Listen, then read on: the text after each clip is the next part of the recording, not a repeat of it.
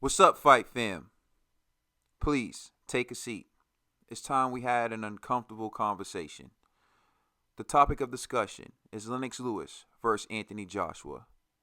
Does Lennox Lewis really have a resume that is so superior that Anthony Joshua would never be able to surpass him?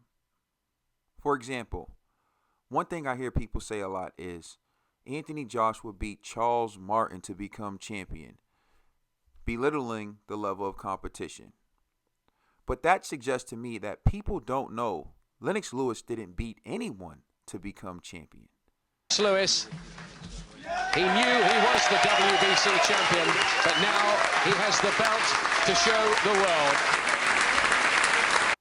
Lennox Lewis was given the title by the WBC. He didn't have to beat anyone to become champion. If you don't believe me, go on BoxRec, take a look, and tell me the fight that Lennox Lewis had to win to become champion of the world. He didn't have to. He was handed the title. So when you just start from that one point, that one key point, Anthony Joshua actually won the title in the ring. Yes, he beat a man who won a vacant title, but he at least had to beat someone to become champion. Lennox Lewis was given the belt because that's who the organization wanted to be champion, gave him the belt. Now, I'm not here to tear down Lennox Lewis, to big up Anthony Joshua, or to disrespect any fighter. I just want to point out some facts and then see if at the end of all this, people still feel as though Anthony Joshua will never be able to surpass Lennox Lewis. Now, before I go into this, I'd like to say, I've said Lennox Lewis is an all-time great.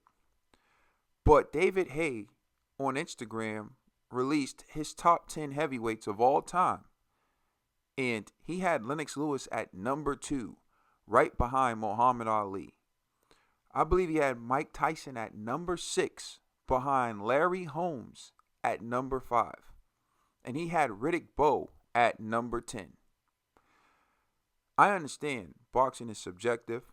People have the right to their own opinions. And having Lennox Lewis listed as an all-time great certainly isn't a crime.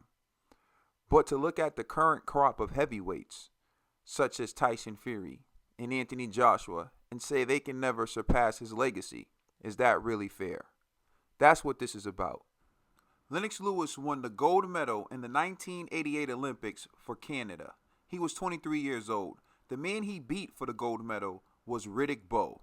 This was a rivalry that brewed for many years, mainly because of the controversial stoppage that earned Lennox Lewis the gold medal, as well as both fighters' genuine dislike for one another. And that's a point off. The next another standing 8. I can't believe this. And we're calling it. While Riddick Bowe, who was 21 at the time he fought Lennox Lewis, who was 23 for the gold medal in 1988. Mike Tyson was the undisputed and lineal heavyweight champion of the world at the age of 22 in 1988. With a record of 35 wins, no defeats, 31 wins coming by way of knockout, with 8 world title defenses. Anthony Joshua.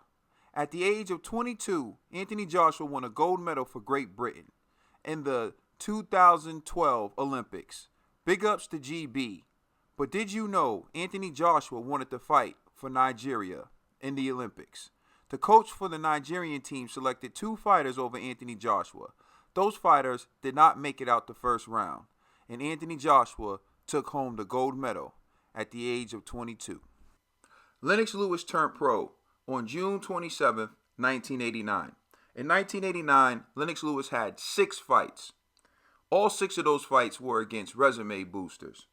And that's exactly what he did. In 1990, Lennox Lewis had 8 fights. Again, all of those fights were against resume boosters. Lennox Lewis won and boosted his resume. In 1990, after 14 fights in 2 years, Lennox Lewis' record was 14 wins, 0 defeats, with 12 wins coming by way of knockout. In his 15th professional fight, he fought Gary Mason, who was 35-0 with 32 knockouts. Lennox stopped Mason in the 7th round and won the European and British title. Anthony Joshua turned pro on October 5th, 2013. He began his career like many heavyweight contenders do, taking on resume boosters. He had 3 fights in 2013, 7 fights in 2014, and 5 fights in 2015. Dillian Whyte was the last of 5 fights Joshua had in 2015. Anthony Joshua stopped Dillian Whyte in his 15th professional fight. Dillian Whyte was 16-0 with 13 knockouts at the time. Dillian also had bragging rights because he had beaten Anthony Joshua in the amateurs. 17, unanimous, Whyte, red corner.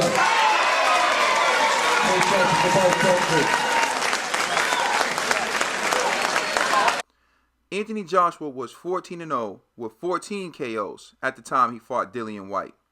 And in his previous fight, he had won the Commonwealth title and the British title by beating Gary Cornish, who was 21-0 with 12 knockouts. For his 18th professional fight, Lennox Lewis fought Terrell Biggs on November 23, 1991. Terrell Biggs was the 1984 super heavyweight Olympic gold medalist. When Lennox fought Biggs, his record was 19 wins with 4 defeats. Lennox was 26 years old at the time. Biggs suffered his first knockout loss to Iron Mike Tyson in 1987 with a TKO in the 7th round. Mike Tyson gave Biggs his first defeat. Then Biggs was knocked out by Francesco Domani, a TKO in the 5th round in 1988. Gary Mason also KO'd Biggs in 1989 in the 7th round. Gary Mason is a fighter who Lennox Lewis beat for the British title and then fought Terrell Biggs after he KO'd Gary Mason. Riddick Bowe TKO'd Biggs in the 8th round on March 2nd, 1991. March 2nd, 1991. November 23rd, 1991, Lennox Lewis fought Terrell Biggs and knocked him out. For his 18th professional fight, Anthony Joshua faced Eric Molina. It was his second defense of the IBF title. Anthony Joshua won the title by knocking out Charles Martin, who was 23-0 at the time they fought. It was Joshua's 16th professional fight. Anthony Joshua became the heavyweight champion of the world at the age of 26. Joshua made his first defense of his title against an undefeated Dominique Breazeale in his 17th fight. Dominique Breazeale was 17-0 with 15 knockouts at the time he faced Anthony Joshua. Joshua stopped Breazeale in the 7th round. Eric Molina was 25-3 when he fought Joshua. Molina was knocked out by Deontay Wilder in the 9th round 3 fights before facing Joshua. Anthony Joshua stopped Molina in the 3rd round, making the second defense of his title at the age of 27. For his 22nd professional fight, Lennox Lewis fought Donovan Razor Ruddock on October 31st, 1992. Lennox had a record of 21 wins and 0 defeats, with 18 wins coming by way of knockout. Donovan Razor Ruddock had a record of 27 wins and 3 defeats and 1 draw. Ruddock's defeats were to David Jackal in 1985, Iron Mike Tyson on March 18, 1991, and Mike Tyson again in a rematch on June 28, 1991. After the second fight with Donovan Razor Ruddock, Mike Tyson served 3 years in prison. In 1992, Donovan Razor Ruddock was ranked number 1 by the WBC, questionable at best, and Lennox Lewis was ranked number 2. Another questionable aspect of this fight is that Donovan Razor Ruddock was a 2-1 favorite. A right cross knocked Ruddock down with 10 seconds left in the 1st round. Lewis put Ruddock down twice more in the early 2nd, and the referee stopped the fight. Big Daddy Riddick Bowe became the undisputed champion of the world after beating Evander Holyfield on November 13, 1992. Evander became undisputed champion after he knocked out James Buster Douglas in his first title defense. Immediately after Riddick Bowe defeated Evander Holyfield to become undisputed heavyweight champion of the world, he had a confrontation with Lennox Lewis, who was sitting ringside. I'm not afraid of you, Lennox, and we're going to get it on. I owe you one. Okay. You're not the man I thought you were. You lied on me. I thought we was cool. Yo, bring it on, man. Yeah, I'm going to bring it. I'm going to bring it. You ain't saying nothing but a word. Freddie Roddick was afraid of you. I'm going to knock you out. He was a chump. You ain't going to knock nothing out, Bob. I'm going to knock you out. You ain't going to knock nothing out. You know I'm going to knock you out. Nothing out. Why like you know it? Do it then. Do it then. You ain't do shit. I ain't never come off my feet. You're the champion. You had help from the You're the ref. champion. You had help. Well, knock me out. Knock me out then, Bob. You ain't nothing to me. Well, watch your mouth, sucker. Hey, look, man, put your man away, man. You ain't nothing to me. Take him out. At the age of 25, Riddick Bowe became the undisputed heavyweight champion of the world. There are three sides to what happened next. There's what he say, Lennox, what he say, Riddick Bowe, and what really happened. But if you believe that Riddick Bowe ducked Lennox Lewis, please keep that same energy for Lennox Lewis. Riddick Bowe retired with one defeat, a controversial loss to Evander the Real Deal Holyfield. It was a majority decision loss that never should have taken place. In the 7th round, a man flew into the ring, causing a 21-minute delay. At the time, Evander Holyfield was well known for having stamina issues. Despite the delay, the fight was able to continue, and they fought to the decision. It was a majority decision win for Evander Holyfield. Many people believe Riddick Bowe was robbed, and his record should be 44 wins with no defeats to this day, including myself. Riddick Bowe has beaten every man he's faced as a professional. In his 22nd professional fight, Anthony Joshua defeated Alexander Povetkin by stoppage in the 7th round. It was the first time Povetkin had been knocked out. His only other career defeat was to Vladimir Klitschko by unanimous decision. It was Joshua's 6th title defense. By the age of 28, Anthony Joshua was the WBA, the WBO, the IBF, and the IBO heavyweight champion of the world. He was only one belt away from becoming the undisputed heavyweight champion. In his 19th professional fight, Joshua stopped Vladimir Klitschko in the 11th round and picked up the WBA and IBO titles, making Joshua the unified champion at the age of 27. In his 20th professional fight, Joshua defended his titles against Carlos Takam. Joshua stopped Takam in the 10th round and retained his titles. In his 21st professional fight, Joshua had a title unification bout with the undefeated WBO champion Joseph Parker. Anthony Joshua won a comfortable unanimous decision and added the WBO title to his belt collection. WBC staged a title eliminator between number 1 ranked Razor Ruddock and number 2 ranked Lennox Lewis on October 31st, 1992. Lewis, a 2-1 underdog, won by a second-round knockout. Before Riddick Bowe defeated Evander Holyfield to win the undisputed World Heavyweight Championship on November 13, 1992, he signed an agreement with the WBC to make his first title defense if he should defeat Holyfield against the winner of the title eliminator between Lewis and Ruddock. WBC gave Bowe and Lewis until December 13th to reach an agreement or the fight would go to a purse bid. If Bowe refused to meet Lewis, the WBC title would be awarded to Lewis. Rick Newman, Bowe's manager, made 2 offers to Lewis. The first would have guaranteed Lewis $3 million, while giving Bowe 90% of the purse and Lewis 10%. The second offer was for Lewis to refuse the WBC title, have an interim fight in the United States for $2.5 million, and then fight Bowe for $9 million or a percentage to be negotiated. Frank Maloney, the manager of Lewis, rejected both offers and countered with his own proposal, a 75-25% split of the purse. Newman turned it down. Maloney later had a change of heart and agreed to the first offer, but Newman told him it was too late. Newman set a deal for Bowe to defend the title against another opponent other than Lewis was imminent. On December 14, 1992, Riddick Bowe had a news conference and dumped his WBC title in the garbage can.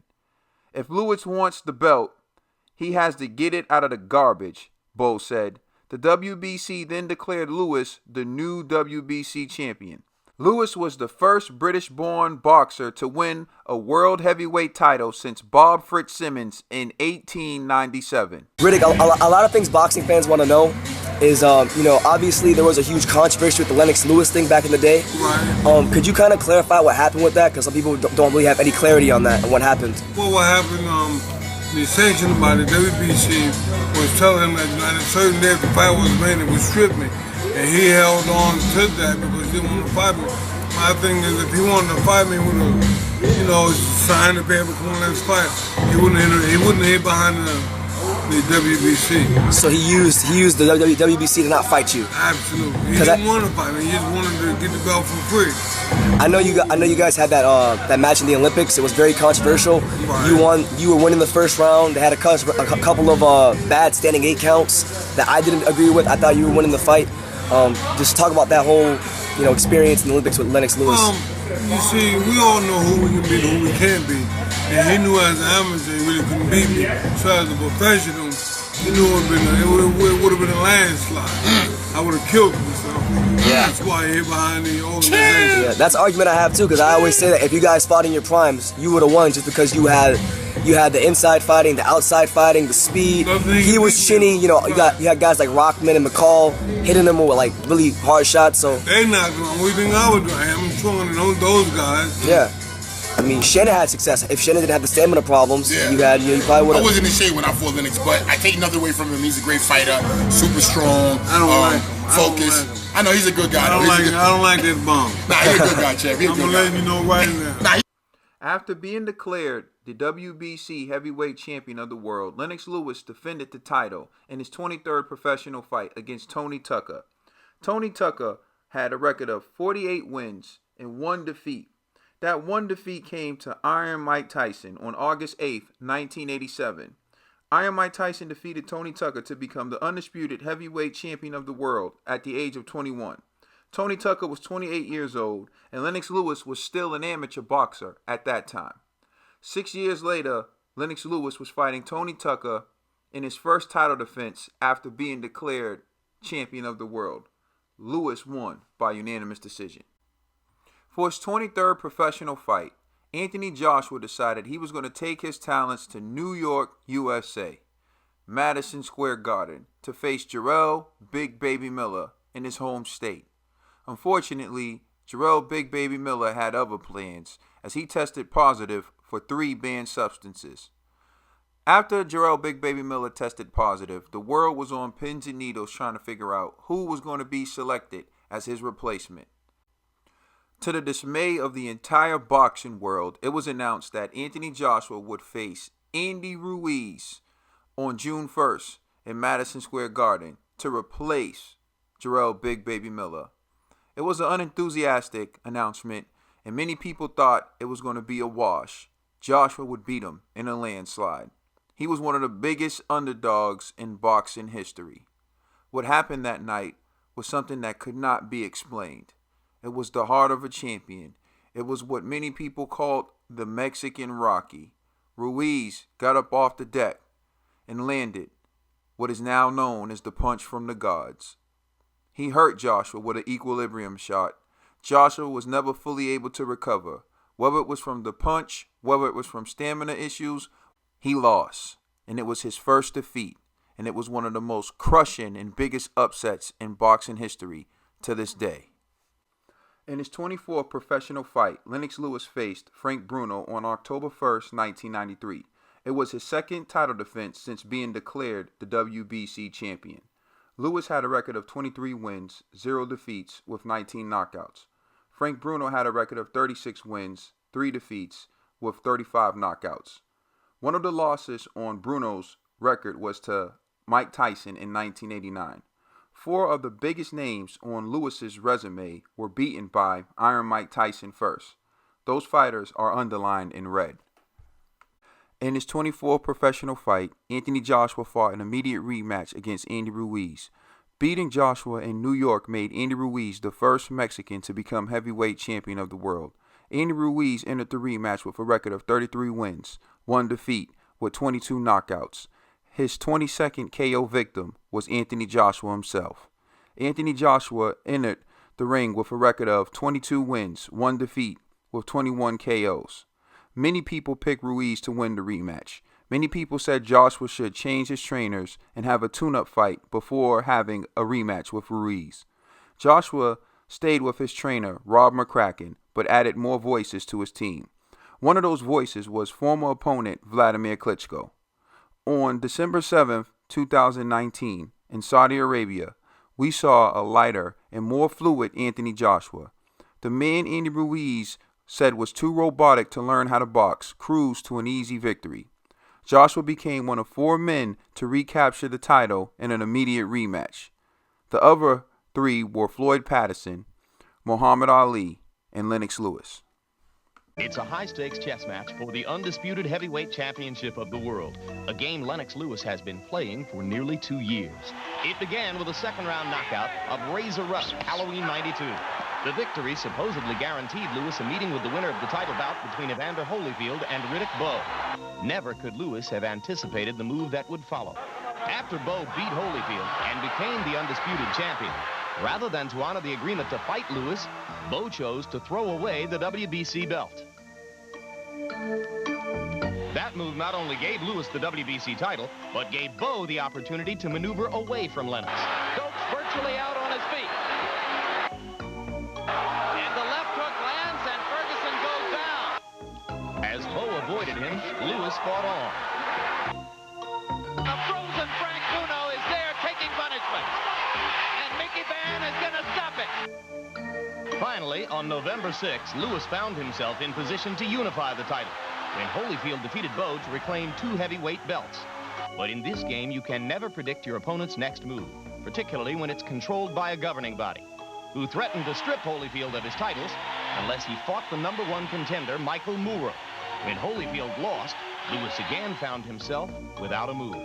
There still looms a fight with Bowe and later Michael Moorer. But before this match can come to an end, Lewis must defeat tonight's opponent, the WBC's new #1 contender, Oliver McCall. Enough with the games, mate. You're messing with the Grand Master. Lennox Lewis is the first man to achieve that for Great Britain in over 100 years. So really we should put him on a pedestal and honour him. But we don't. The jury is out on Lennox Lewis. People close to the sport of boxing and the man and woman on the street are definitely divided in their opinion of him. He turned professional and he looked around. There was nothing that could be done for him at Canada. They hardly run any professional shows there. He would be considered a foreigner in America trying to make his way. So he decided to become an Englishman, which was apparently his original birthright. And he came here and decided to cash in on being an Englishman. Market in the heart of London and a good place to ask the British public what they think. He's not really been brought up in this country, and he's a Canadian. He was born and bred in this country, so I think he's entitled to fight in this country. It's difficult to describe him as British as he spent so much time abroad in Canada. I think he's made his decision. He wants to be over here and he fights for England. Lennox Lewis, just, in my eyes, he's just going where the money's going. And he ain't doing nothing for England at all. He comes from West Ham, East End boy. If you're born somewhere, that's where you are. That's where you come from. I think he's fighting under a flag of convenience. This quote incensed many when it was printed in Esquire magazine. And remember too that he was in Jamaica, not England, when he was officially announced WBC champion. In reply to the question, why aren't you here, he said, Ain't I entitled one little holiday? Now you must remember that people in the public eye will forever be criticised, and Lewis is no exception. But he doesn't spend enough of his leisure time in these shores, and it doesn't go unnoticed. Lewis doesn't work hard, I don't think, at promoting his image. I know he's had criticism from the likes of Don King that Lewis doesn't attend press conferences, doesn't feature. He certainly initially worked very hard in England to try and win over the British public when he was climbing the steps. But now he's got there, all of a sudden it's a different kettle of fish. We don't see him over here. Well, there you have it. Just how patriotic is Lennox Lewis. I think the quote, I like England, I love Canada, sums a lot of it up. Canada is where he was raised. England is where he does his business. And I had mentioned, there's that right hand right on the button. In his 26th professional fight, Lennox Lewis attempted to make the 4th defense of the WBC title since being declared champion by the WBC.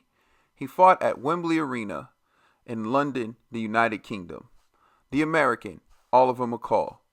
Oliver McCall caught Lennox Lewis with a right hand in the second round, and he stopped Lennox Lewis. Post-fight quotes. Lennox Lewis said, "I was totally robbed. I was cleared to fight on." Referee Garcia stated, "I'm absolutely sure what I did." Lennox Lewis was knocked out. To allow more punches to Lewis could have had fatal consequences. My duty is to protect the health of the boxer. Lewis said that McCall landed a lucky punch. Emmanuel Stewart, who was Oliver McCall's trainer at the time, stated, "It was no lucky punch. It was well planned." Oliver McCall stated at the end of the fight, "I was trying to catch him with that shot from the opening bell." Lennox Lewis, the man who was declared champion by the WBC, had lost the title in his 26th professional fight. The WBC stripped Mike Tyson of the WBC title in 1996. Mike Tyson served 3 years in prison and was released in 1995. On March 16, 1996, Mike Tyson defeated Frank Bruno for the WBC title. On September 7, 1996, Mike Tyson defeated Bruce Seldon for the WBA title. The WBC stripped Mike Tyson of the title before his fight with former undisputed champion Evander Holyfield. This time, the WBC did not give the belt to Lennox Lewis. He had to fight the number 2 contender Oliver McCall in a rematch for the title. This was one of the most absurd fights I've ever seen. I never seen anything like it in watching the sport. Oliver McCall seemed like a man who was not interested in winning. In fact, he seemed like a man who was told not to win. He was in tears in the ring. He seemed distraught. He seemed disoriented.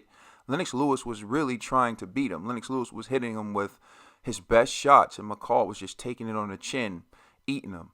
McCall had one of the best chins in boxing. In fact, this is the only fight McCall's ever been knocked out in. And if you watch it, you see he wasn't really knocked out. He just wasn't interested in fighting for some reason.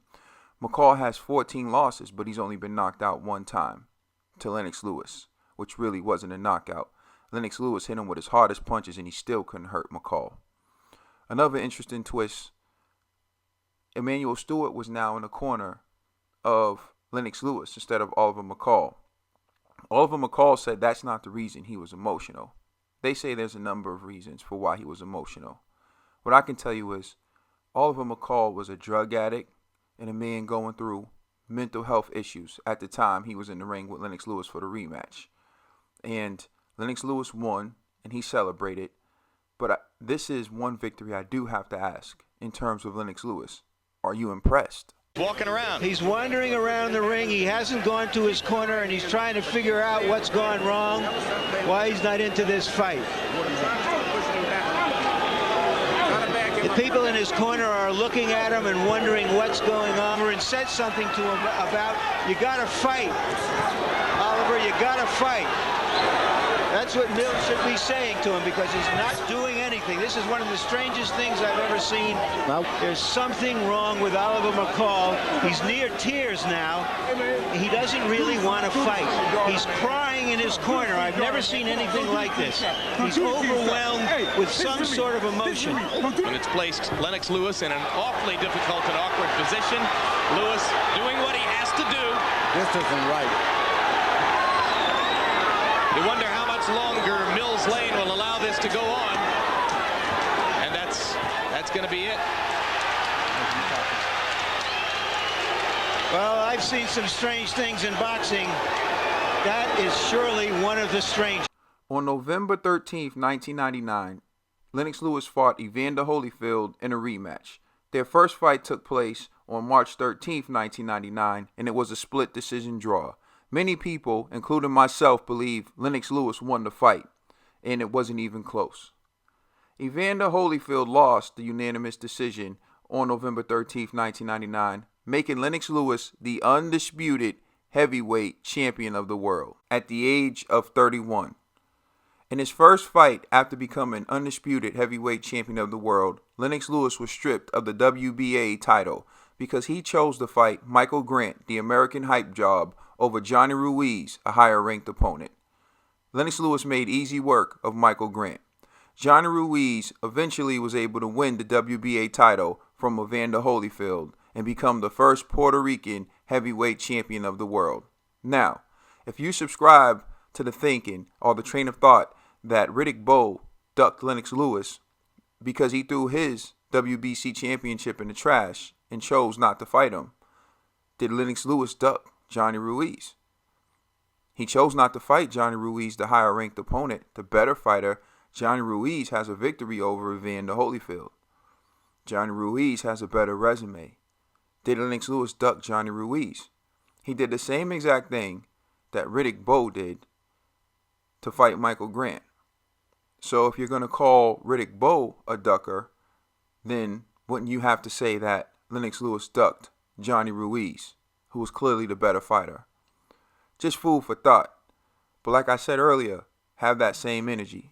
In 2002, Lennox Lewis was also stripped of the IBF title because he had no interest in a mandatory defense against the #1 contender, Chris Bird, who at the time had victories over Vladimir Klitschko and David Tua. The IBF stripped Lennox Lewis of the title, and Chris Bird became the IBF champion after beating Evander Holyfield for that vacant title. Once again, another good fighter that Lennox Lewis chose not to fight.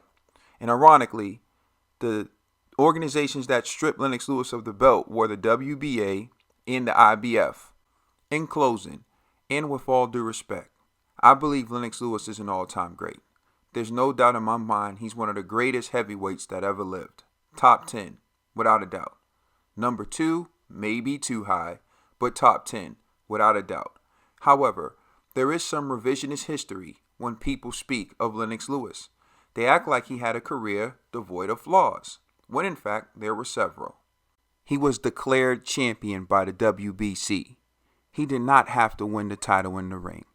The WBC said, Riddick Bowe threw this title in the trash. We're going to pick it up, dust it off, polish it up, and make you the first British-born boxer to win a heavyweight championship since Bob Fitzsimmons in 1897 without having to beat anyone. We're just going to hand you this title. He was knocked out by Oliver McCall in the second round in Wembley Arena. And then he beat a drugged-up Oliver McCall with mental health issues to regain the vacant WBC title, which they stripped from Iron Mike Tyson. He avoided John Ruiz and was stripped of the WBA title to fight the American hype job, Michael Grant. He avoided Chris Bird and was stripped of the IBF title. And he was knocked out by Hasim Rahman. I don't bring these things up to discredit Lennox Lewis. I bring these things up to remind people that his resume is not flawless. So when people make statements like, oh, it's disrespectful to say Anthony Joshua could surpass Lennox Lewis' resume, perhaps you don't remember his resume. When you say it's disrespectful to say that Tyson Fury might be able to surpass Lennox Lewis' resume, perhaps you don't remember Lennox Lewis' resume. These guys are out here fighting the best of their time. They're as big, as fast, and as agile as any heavyweights we have ever seen. If these two men fight one another and become undisputed heavyweight champion, it would be as magnificent as anything we've ever seen. I understand that the heavyweight division may not seem as glamorous as it once was, but the sport of boxing as a whole doesn't get the coverage and the glory that it once did in the 80s, in the early 90s. However, these fighters are the real deal. These fighters are great heavyweights, and we need to appreciate them, and we need to respect what we're seeing. Anthony Joshua dares to be great. Tyson Fury dares to be great. Tyson Fury goes to Germany and defeats Vladimir Klitschko, comes to America and knocks out Deontay Wilder. Anthony Joshua fighting champion after champion to collect the belts. And now they got their sights set on one another. I know it may be hard for some people to accept, but if Joshua handles Pulev and Fury handles Wilder, and they meet for undisputed, the winner of that fight may actually have a better resume than Lennox Lewis. We been defending like we're gonna fight you. Anything's